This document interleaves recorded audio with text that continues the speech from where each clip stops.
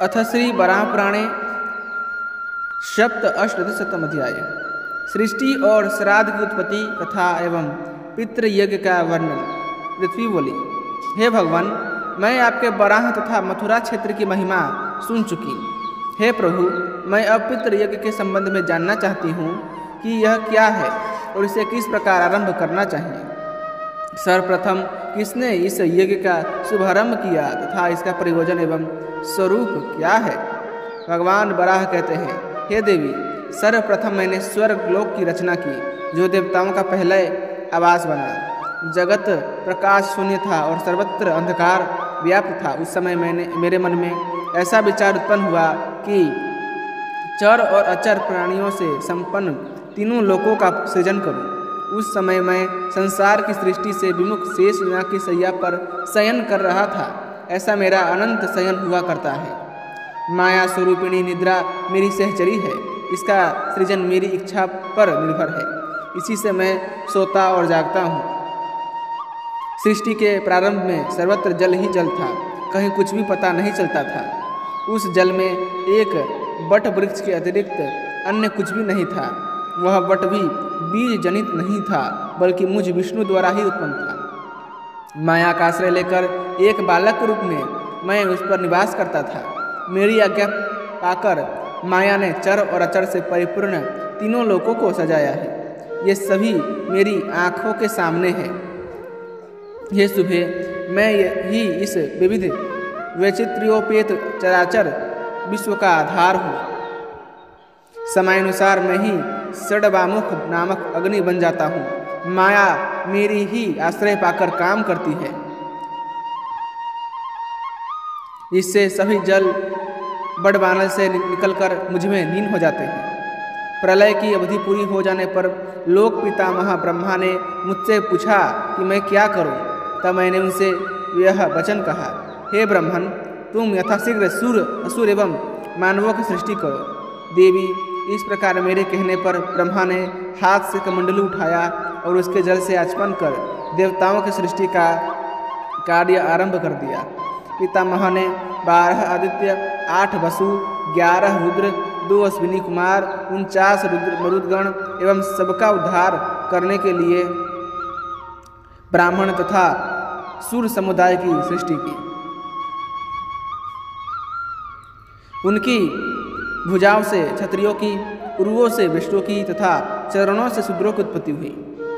हे देवी, उन्हीं से देवता और असुर सबके सब धरा धाम पर विराजने लगे। देवता और दानवों में तप तथा बल की अधिकता हुई। अदिति देवी से आदित्य, वसुगण, रुद्रगण, मरुदगण, अश्विनी कुमार आदि 33 करोड़ देवता उत्पन्न हुए। दिति देवी से देवताओं के विरोधी दानवों की उत्पत्ति हुई। उसी समय प्रजापति ने तपोधन ऋषियों को उत्पन्न किया। वे सभी तीव्र तेज के कारण सूर्य के समान प्रकाशित हो रहे थे। उन्हें सभी शास्त्रों का पूर्ण ज्ञान था। अब उनके पुत्रों तथा पौत्रों की संख्या सीमित न रही। उन्हीं में एक निमि हुए। उन निमि को भी एक पुत्र हुआ जो आत्रेय नाम से प्रसिद्ध हुआ। वह जन्म से ही सुंदर, संयत चित एवं उदार स्वभाव का था। वह मन को एकाग्र कर अविचल भाव से सावधान होकर तपस्या करता। हे वसुंधरे, पंचाग्नि तापना, वायु पीकर रहना, भुजा ऊपर उठाकर एक पैर से खड़े रहना, सूखे पत्ते एवं जल ग्रहण करना, शीतकाल में जल शयन करना, फलों के आहार पर रहना तथा चांद्रायण व्रत का पालन करना, ये उसकी तपस्या के अंग थे। इन सभी नियमों का पालन करते हुए वह 10,000 वर्षों तक तपस्या में लीन रहा। इतने में कालवश उसका देहांत हो गया। ऐसे सुयोग्य पुत्र की मृत्यु से निमि का हृदय शोकपूर्ण हो गया। इस प्रकार पुत्र शोक के कारण ये निमि दिन रात चिंतित रहने लगे। हे माधवी, उस समय निमि ने 3 रात तक शोक मनाया। उनकी बुद्धि बहुत विस्तृत थी। अतः इस शोक से मुक्त होने का विचार किया कि माघ मास की द्वादशी का दिन उपयुक्त है, और फिर उस दिन पुत्र के लिए श्राद्ध की व्यवस्था की। उस बालक आत्रेय को खाने एवं पीने के लिए जितने भोजन के पदार्थ एवं अन्न, फल, मूल तथा रस थे उन्हें एकत्र कर फिर स्वयं पवित्र होकर सावधानी के साथ ब्राह्मण को आमंत्रित किया और अपसव्य विधान से सभी श्राद्ध कार्य संपन्न किए। हे सुंदरी, इसके बाद 7 दिनों का कृत्य एक साथ संपन्न किया। शाक, फल और मूल इन वस्तुओं से पिंडदान किया। 7 ब्राह्मणों की विधिवत पूजा की, कुशों को दक्षिण की और अग्रभाग करके रखकर नाम और गोत्र का उच्चारण करके मुनिवर निमि ने धार्मिक भावना से अपने पुत्र के नाम पिंड अर्पण किया। भद्रे इस प्रकार विधान पूरा करते रहे। दिन समाप्त हो गया और भगवान सूर्य अस्ताचल को चले गए। यह परम दिव्य उत्तम कर्म श्रेष्ठ भाव से संपन्न हुआ। उन्होंने मन और इंद्रियों को वश में करके आशाएं त्याग दी और अकेले ही शुद्ध भूमि में पहले कुश, तब मृग चर्म और इसके बाद वस्त्र बिछाकर बैठ गए। उनका वह आसन न बहुत ऊंचा था न अति नीचा। चित्त और इंद्रियों की क्रियाओं को वश में करके एकाग्र हो अपने अंतःकरण को शुद्ध करने के लिए उन्होंने योगासन लगाया और अपने शरीर तथा सिर को समान रखकर अचल कर लिया। उनकी दृष्टि नासिका के अग्रभाग पर जमी थी। चित्त में किसी प्रकार का क्षोभ नहीं था। फिर निर्भीक एवं ब्रह्मचर्य से रहकर श्रद्धा के साथ एक निष्ठ होकर उन्होंने मुझ में अपने चित्त को लगाया। इस प्रकार सायंकाल की संध्या समाप्त हुई, पर रात्रि में पुनः चिंता और शोक के कारण उनका मन सहसा क्षुब्ध हो उठा और इस प्रकार पिंडदान की क्रिया करने से उनके मन में महान पश्चाताप हुआ। ये सोचने लगे, अहो, मैंने जो श्राद्ध तर्पण की क्रियाएं की हैं, इन्हें आज तक किन्हीं मुनियों ने तो नहीं किया है। जन्म और मृत्यु के पूर्व कर्म के फल से संबंध है। पुत्र की मृत्यु के बाद मैंने जो तर्पण किया, यह पवित्र कार्य है। कहो, स्नेह एवं मोह के कारण मेरी बुद्धि नष्ट हो गई थी, इसी से मैंने यह कर्म किया। पितृपद पर स्थित जो देवता, दानव, गंधर्व, पिशाच, पुरग और राक्षस आदि हैं, वे सब मुझे क्या कहेंगे? हे वसुंधरे, इस प्रकार निमि सारी रात चिंता में व्यग्र रहे। फिर रात्रि बीती, सूर्य उदित हुए। फिर निमि ने प्रातः संध्या कर जैसे तैसे अग्निहोत्र किया, पर वे चिंता दुख से पुनः संतप्त हो उठे और अकेले बैठकर प्रलाप करने लगे। उन्होंने कहा, ओह, मेरे कर्म, बल एवं जीवन को धिक्कार है। पुत्र से सभी सुख सुलभ होते हैं, पर आज मैं उस सुपुत्र को देखने में असमर्थ हूँ। विवेकी पुरुषों का कथन है कि पुतिका नामक नरक घोर क्लेशदायक है, पर पुत्र इससे रक्षा करता है। अतः सभी मनुष्य इस लोक तथा परलोक के लिए ही पुत्र की इच्छा करते हैं। अनेक देवताओं की पूजा, विविध प्रकार के दान तथा विधिवत अग्निहोत्र करने के फलस्वरूप मनुष्य स्वर्ग में जाने का अधिकारी होता है, पर वही स्वर्ग पिता को पुत्र द्वारा सहज सुलभ हो जाता है। यही नहीं, पुत्र से पितामह तथा प्रपुत्र से प्रपितामह भी आनंद पाते हैं। अतः अब अपने पुत्र के बिना ही मैं जीवित नहीं रहना चाहता हूँ। हे देवी, इस प्रकार वे चिंता से अत्यंत दुखी हो रहे थे कि देवर्षि नारद सहसा उन निमि के आश्रम में पहुँच गए। उस अलौकिक आश्रम में सभी ऋतुएं अनुकूल थीं।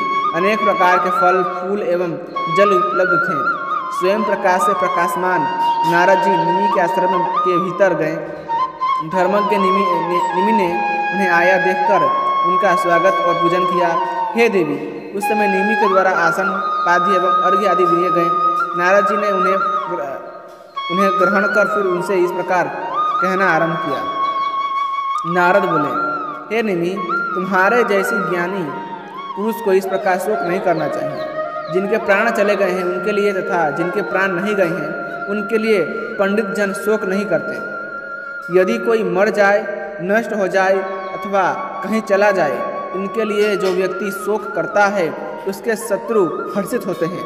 जो मर गया, नष्ट हो गया, वह पुनः लौट आए, वह यह संभव नहीं है। चर और अचर प्राणियों से संपन्न इन तीनों लोकों में मैं किसी को अमर नहीं देखता। देवता, दानव, गंधर्व, मनुष्य, मृग, ये सभी काल के ही अधीन हैं। तुम्हारा पुत्र श्रीमान निश्चय ही एक महान आत्मा था। उसने पूरे 10,000 वर्षों तक अत्यंत कठिन तपस्या कर परम दिव्य गति प्राप्त की है। इन सब बातों को जानकर तुम्हें सोच नहीं करना चाहिए। नारद जी के इस प्रकार कहने पर निमि ने उनके चरणों में सिर झुकाकर प्रणाम किया, किंतु फिर भी उनका मन पूरा शांत न हुआ। वे बारंबार दीर्घ सांस ले रहे थे और उनका हृदय करुणा से व्याप्त था। वे लज्जित होकर कुछ डरते हुए से गदगद वाणी में बोले, हे मुनिवर, आप अवश्य ही महान धर्मज्ञानी पुरुष हैं। आपने अपनी मधुर वाणी द्वारा मेरे हृदय को शांत कर दिया। फिर भी प्रणय, सौहार्द अथवा स्नेह के कारण मैं कुछ कहना चाहता हूँ। आप उसे सुनने की कृपा कीजिए। मेरा चित्त एवं हृदय इस पुत्र शोक से व्याकुल है, अतएव मैं उसके लिए संकल्प करके अपसभ्य होकर श्राद्ध, तर्पण आदि क्रियाएं कर चुका हूँ। साथ ही साथ ब्राह्मणों को अन्न एवं फल आदि से तृप्त किया है तथा जमीन पर कुस्सा बिछाकर पिंड अर्पण किए हैं। हे द्विजवर, पर अनार्य पुरुष ही ऐसा कर्म करता है। इसे स्वर्ग अथवा आकृति उपलब्ध नहीं हो सकती। मेरी बुद्धि मारी गई थी। मैं कौन हूँ यह मुझे स्मरण नहीं ना था। अज्ञान से मोहित होने के कारण यह काम मैं कर बैठा। पहले के किसी भी देवता ऋषियों ने ऐसा काम नहीं किया है। हे प्रभु, मैं ऊहापोह में पड़ा हूँ कि कहीं मुझे कोई प्रत्यवाय या शाप न लग जाए। नारद जी बोले, हे द्विश्रेष्ठ, तुम्हें भय नहीं करना चाहिए। मेरे देखने में यह अधर्म नहीं किंतु परम धर्म है, इसमें कोई संशय नहीं करना चाहिए। अब तुम अपने पिता की शरण में जाओ।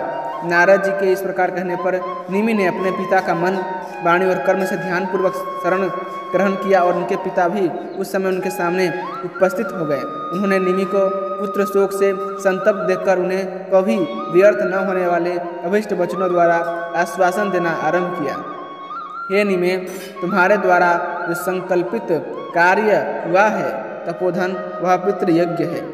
स्वयं ब्रह्मा ने इसका नाम पितृयज्ञ रखा है। तभी से यह धर्म व्रत एवं क्रतु नाम से अभिहित होता आया है। बहुत पहले स्वयंभू ब्रह्मा ने भी इसका आचरण किया था। उस समय विधि के उत्तम जानकार ब्रह्मा ने जो यज्ञ किया था उसमें श्राद्ध कर्म की विधि और प्रेत कर्म का विधान है। उसे उन्होंने नारद को भी सुनाया था। भगवान बराह कहते हैं, हे सुंदरी, अब मैं ब्रह्मा द्वारा उपदिष्ट उस श्राद्ध विधि का भलीभांति प्रतिपादन करता हूँ। सुनो, इससे ज्ञात हो जाएगा कि पुत्र पिता के लिए किस प्रकार श्राद्ध करता है। जितने प्राणी उत्पन्न होते हैं उन सबकी समय अनुसार मृत्यु हो जाती है। चींटी आदि से लेकर जितने भी जंतु हैं उनमें किसी को मैं अमर नहीं देखता, क्योंकि जिसका जन्म होता है उसकी मृत्यु और जो मरता है उसका जन्म निश्चित है। हाँ, कोई विशेष कर्म अथवा प्रायश्चित का सहयोग प्राप्त होने से मोक्ष होना भी निश्चित है। सत्व, रज और तम ये तीनों शरीर के गुण कहे जाते हैं। कुछ दिनों के पश्चात युग के अंत में मनुष्य अल्पायु हो जाएंगे। तमोगुण की प्रधानता वाले मानव कर्म दोष के प्रभाव से सात्विक विषय पर ध्यान नहीं देते, अतः उस कर्म के प्रभाव से उन्हें नरक में जाना पड़ता है। फिर अगले जन्मों में उन्हें पशु, पक्षी अथवा राक्षस की योनि मिलती है। वेद को जानने वाले सात्विक ज्ञानी लोग धर्म, ज्ञान और वैराग्य के सहारे मुक्ति मार्ग की ओर अग्रसर होते हैं। क्रूर, भयभीत, हिंसक, निर्लज्ज, अज्ञानी, श्रद्धाहीन मनुष्य को और पिशाच के समान व्यवहार करने वाले को तमोगुणी जानना चाहिए।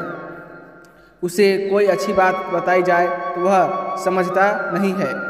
इसी प्रकार पराक्रमी, अपने वचन के पालन करने वाले, स्थिर बुद्धि, सदा संयमशील, शूरवीर तथा प्रसिद्ध व्यक्ति को राजस पुरुष मानना चाहिए।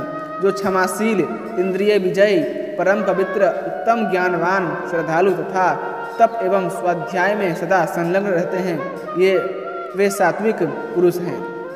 ब्रह्मा जी ने निमि से कहा था, हे पुत्र, इस प्रकार सोच विचार कर तुम्हें शोक करना अनुचित है, क्योंकि शोक सबका संहारक है। वह लोगों के शरीर को जला देता है। उसके प्रभाव से मनुष्य की बुद्धि नष्ट हो जाती है। लज्जा, धृति, धर्म, श्री, कीर्ति, नीति तथा संपूर्ण शोकाकुल मनुष्य का परित्याग कर देते हैं। अतएव पुत्र, तुम शोक का त्याग करके परम सुखी बनने का प्रयत्न करो। मूर्ख मनुष्य मोहवश, हिंसा तथा मिथ्या भाषण करने में तत्पर हो जाता है। ऐसे मनुष्य को अपने दोषों के कारण घोर नरक में निवास करना पड़ता है। अतः मैं धार्मिक जगत का कल्याण होने के लिए सच्ची बात बताता हूँ, तुम उसे सुनो। संपूर्ण संसार से आसक्ति हटाकर धर्म में बुद्धि को लगाना चाहिए। यह सार वस्तु है। स्वयंभू मनु ने जो कहा है तथा तुमने जो श्राद्ध किया है, इस पर विचार करके मैं चारों वर्णों के लिए विधान बतलाता हूँ, उसे सुनो। जिस समय प्राण कंठस्थान पर पहुँच जाता है उस समय मनुष्य भय और भ्रांतिवश अत्यंत घबरा जाता है और वह सभी दिशाओं में दृष्टि डालने में असमर्थ हो जाता है। किसी क्षण में स्मृति भी आ जाती है। हे माधवी, जीव की जब तक आँख नहीं खुलती तब तक भूमि के देवता ब्राह्मणगण स्नेहपूर्वक सामने सत्य शास्त्र पढ़े और यथायोग्य दान आदि धर्म कराना समुचित है। दूसरे लोक में उस प्राणी का कल्याण हो, इसलिए गोदान करना चाहिए, जिसकी विशेष महिमा है। धरातल पर विचरता और अमृत तुल्य दुग्ध प्रदान करना गौ का स्वाभाविक गुण है।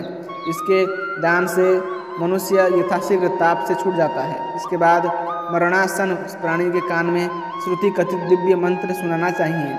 जब प्राणी अत्यंत विवश हो जाए तो मनुष्य उसे देखकर मंत्र पढ़कर मरणाकालोचित कर्म विधिपूर्वक संपन्न करे। इस मंत्र में संपूर्ण संसार से प्राणी को मुक्त करने की शक्ति है। फिर तत्काल मधुपर का हाथ में लेकर कहें, हे ओमकार सूर्य भगवान, आप मेरा अर्पण किया हुआ मधुपर्व स्वीकार करने की कृपा करें। यह परम सच्च संसार में आने जाने का नाशक अमृत के समान भगवत प्रेमी व्यक्तियों के लिए नारायण रचित दाह मिटाने वाला तथा देवलोक में परम पूजनीय है। यह कहकर उसे मरणासन प्राणी के मुख में डाल दें। इसके फलस्वरूप व्यक्ति परलोक में सुख पाता है। इस प्रकार की विधि संपन्न होने पर यदि प्राण निकलते हैं तो वह प्राणी फिर संसार में जन्म नहीं पाता। मृत प्राणी की सद्गति के उद्देश्य से उसे वृक्ष के नीचे ले जाकर अनेक प्रकार के गंधों तथा घृत तेल के द्वारा उस प्राणी के शरीर का शोधन करे। साथ ही तेजस एवं अविनाशी सभी कार्य उसके लिए करना उचित है। जल के सन्निकट दक्षिण की ओर पैर करके लेटा देना चाहिए। तीर्थ आदि का आवाहन करके उसे स्नान कराने का विधान है।